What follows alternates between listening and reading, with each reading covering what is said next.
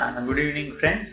આપણે આજે વાત કરીએ one of the most common આપણે જે ઓપીડી પ્રેક્ટિસમાં જોવા મળતી વસ્તુ છે ઓસ્ટિયોપોરોસિસ ઉપર, કે જે હાડકાં નબળા થઈ જાય કે કેલ્શિયમ ઘટી જાય હાડકામાં જે કહેતા હોય છે એના વિશે.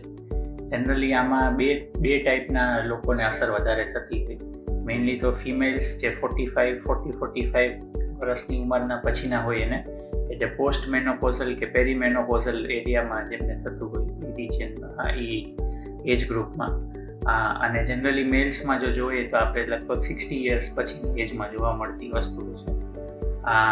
જનરલી લોકો કે કેલ્શિયમ ઓછું થઈ જાય, પણ તમે એના માટે બ્લડ કેલ્શિયમ કે બ્લડ રિપોર્ટ કરાવવા કરતાં ડેક્ઝા સ્કેન નામનો એક ટેસ્ટ છે એ ઇમ્પોર્ટન્ટ છે એને પકડવા માટે.